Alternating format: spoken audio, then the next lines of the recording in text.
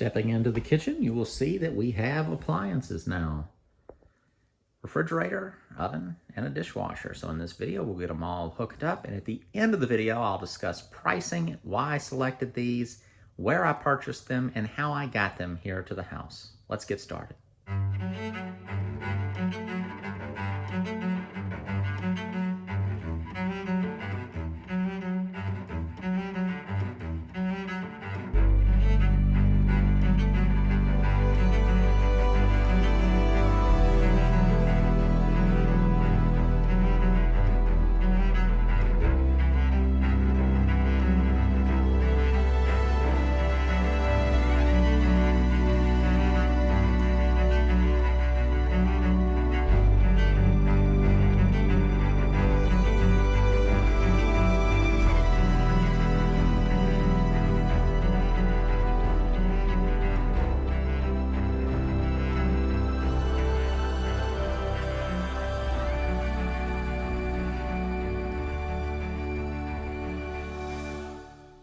So the receptacle is located right in the middle of where the oven goes, and then that's hitting right on this part here instead of over into this area or this area where it has clearance. So what I did is I've had to cut the wall open, pull the workbox off. I'm going to shim it out with two 2x4s to one side, get it all hooked back up. Luckily the wire is long enough, and I'll be over into that spot near that sticker there.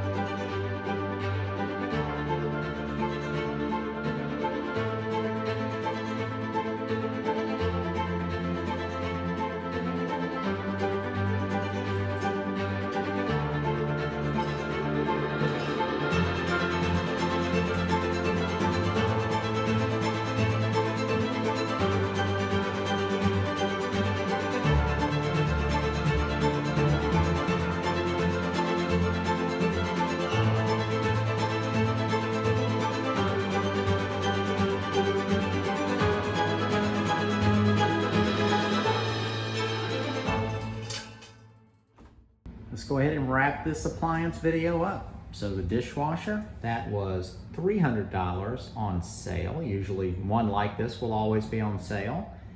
The oven was $550 on sale. Again, there's usually something like this on sale. And the refrigerator was $570 on sale, all purchased at Lowe's.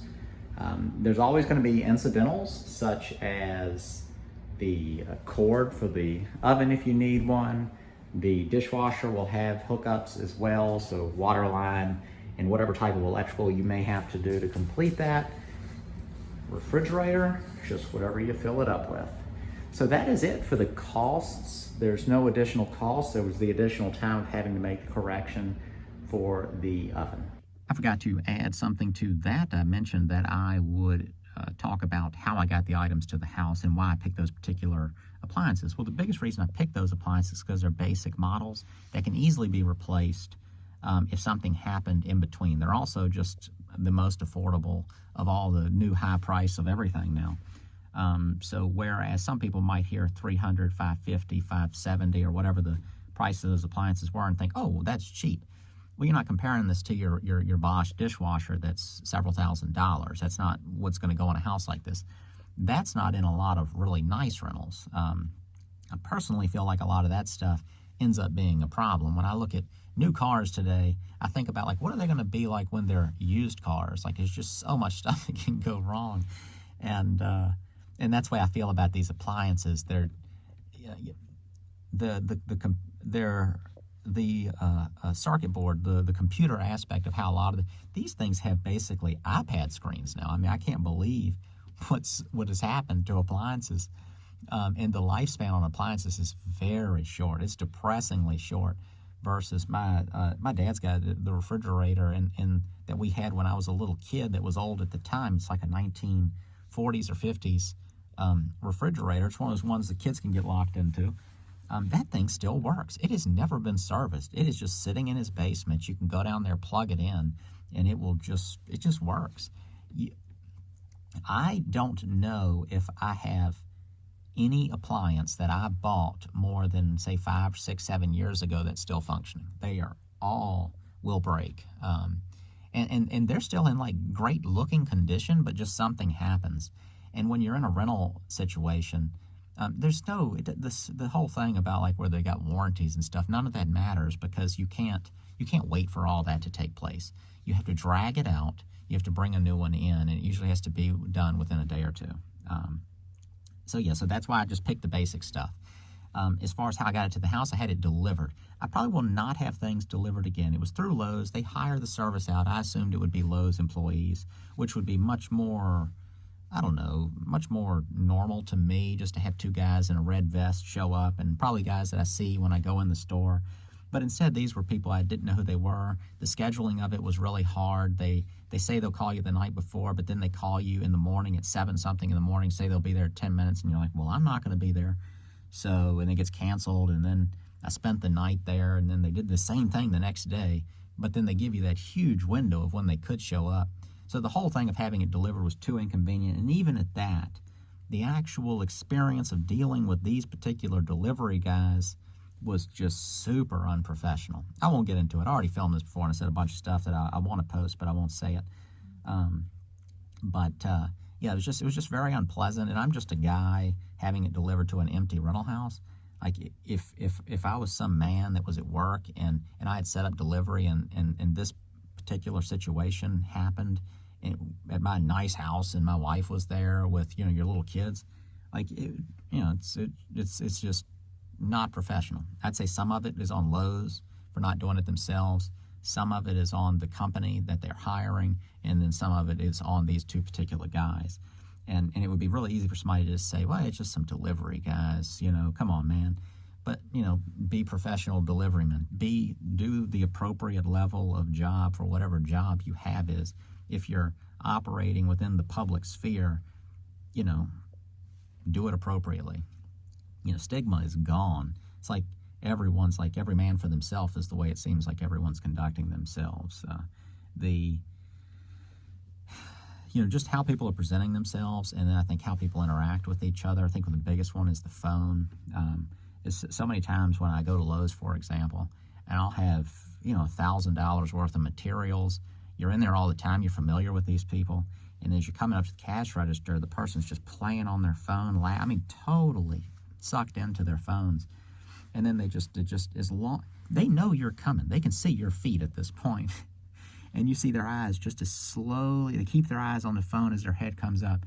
And then they turn their head and they get that smile disappears and they just look depressed looking at you, that they have to interact with you for that couple of seconds before they can go back down to their phone. So depressing. All these employers should say no more phones. So again, going back to delivery, I'm not going to do it anymore. And then what that does to me that I think makes a difference for the businesses that are ultimately would have a delivery set up like that is it just makes me go, I'm going to just shop wherever I want now. I'm not going to just go with this place because of this convenient delivery. If it's this store, this store, this store, I'm going to go pick it all up in my truck from now on. So it makes me feel more likely to I still may buy my appliances there, but I also buy stuff at Best Buy. I find that they have the Best Buy oftentimes, but they don't carry everything that Lowe's may carry. And then the other thing is Lowe's doesn't stock everything in the store. So you can't always just show up there and get some sort of a basic appliance. So you kind of have to go wherever you need to go. But if you're having a delivery, it's so what? It'll be the next day. But yeah, as far as the costs of doing this type of stuff, it's easy for people. A lot of times they'll go, man, you're taking forever on this to get this place fixed up. You've lost a lot of rent money to get this place, taking so long. You just need to do all this faster, and then you'd have this many years of running it out, and you're losing money. If you don't have the money to start with to do it at that speed, you just don't have the money. So it's that argument's no good in that case. And then I guess the argument to that would be is, well, just borrow the money, bang it all out, and then use the money from renting it to pay off the loan. If you don't have borrowing power, you don't have borrowing power. So especially for people who are just starting out, it's hard to, like in my case in particular, and everybody's going to have a different situation. I'm renovating these houses. I'm also doing the videos. I'm self-employed and doing other things, but if I'm working on the house as much, I can't do that other stuff. And then I'm making enough money to do my cost of living for my family, but not enough to buy houses and renovate houses. And then, of course, then you're spending time when you're doing that, not doing the other stuff. So it's a tricky thing to get going until you get to however many houses. And then there's your particular cost of living and level of debt, if you have it. All that has to kind of go together. So there's a lot of variables to consider, but my point being is don't get hung up on how long it takes you. When people are saying things, if you're reading through the comments, if you've gone on Bigger Pockets and you've heard a couple people that have a hustler vocabulary say a bunch of stuff, don't let that bring you down. In the end, the way I look at it is, say this house takes me a full 6 years from the time I buy it to the time it's rented. I don't care. Do I want to work on it that long? No. Do I wish it was faster and easier? Of course. But in the end, it's another house that I own, debt-free, that's going to be rented or can be sold. And the amount of inflation that happens on the stuff during that time, I could sell it and, rent goes up, the prices go up. So I can't get hung up on that everything doesn't go perfect as if I was some sort of a real estate mogul. So don't let it happen to you. And this can be how you, both time and the finances. It's hard to spend as much time as needed on something like this. For me, the time factor, the YouTube stuff's not hitting as hard as it used to.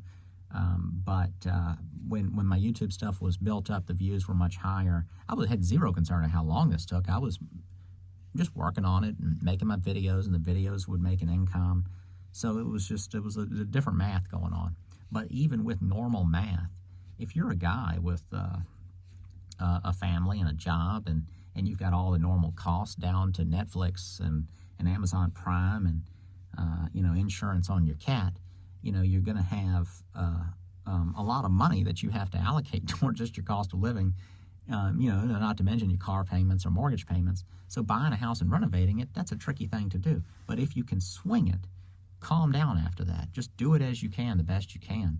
Come up with a plan. Maybe reduce your cost of living as much as possible. And then really how you spend your time. Your time is the most valuable thing. So that's one of the reasons it takes me so long, is I can't go full 100 on spending time on this stuff, because then I would be ignoring my family when I have little kids, and I'm not willing to pay that price over having another rent check maybe a couple months or a year sooner, or whatever it ends up being.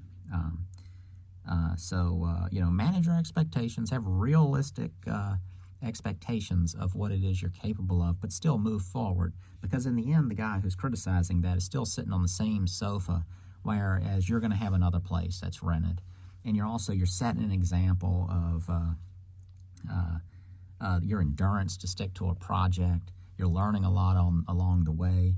And eventually, if you stick with this, you'll get to where you're doing stuff better, faster, but it'll be more appropriate to where you are then at that time. So I think that's it. Thank you all for watching, and check the links in the description below, and Patreon, there's other stuff. And if you're new to this channel and you've watched all the way to the very, very end like this, of course, this is a whole series, and there's another series on a house I call the $12,000 house. And then we're going to be starting another series as soon as this one's done, and there's only a couple more videos left. So thanks for watching. See you next time.